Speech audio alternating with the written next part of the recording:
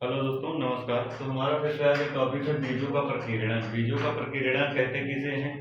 तो जो हमारा परागकण होता है वो एक स्थान से दूसरे स्थान तक जा सकता है अपने आप से या हवा के माध्यम से, लेकिन जो बीज होते हैं ये अपने आप से एक स्थान से दूसरे स्थान पर नहीं जा सकते हैं।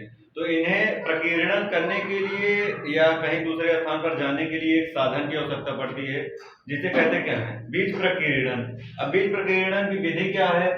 अब आप पहले ऐसे समझ लीजिए, बीज को हम आप लोग गेहूं वगैरह खेत में अपने बोते हैं ना, तो वही हमारी क्या प्रक्रिया कहलाती है?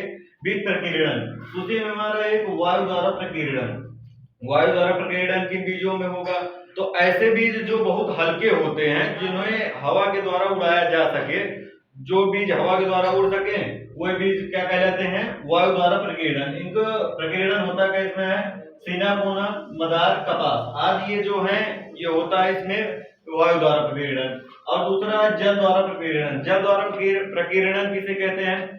तो जैसे आप गए होंगे नदी तालाब के किनारे वगैरह, तो देखे होंगे वहां पर कमल का फूल और इसी प्रकार के कई ऐसे रहते हैं जिनमें कि जल द्वारा प्रकीर्णन हो सकता है। तो हमारे जो जल के अंदर रहेंगे, जल के किनारे रहेंगे, जिन जो मतलब ऐसे पौधे जो जल के अंदर रह सकते हैं, उनमें क्या होता है? जल द्वारा प्रकीर्णन। तो उसमें क्या आता है? हमारा नारियल और कमल। धन्यवाद।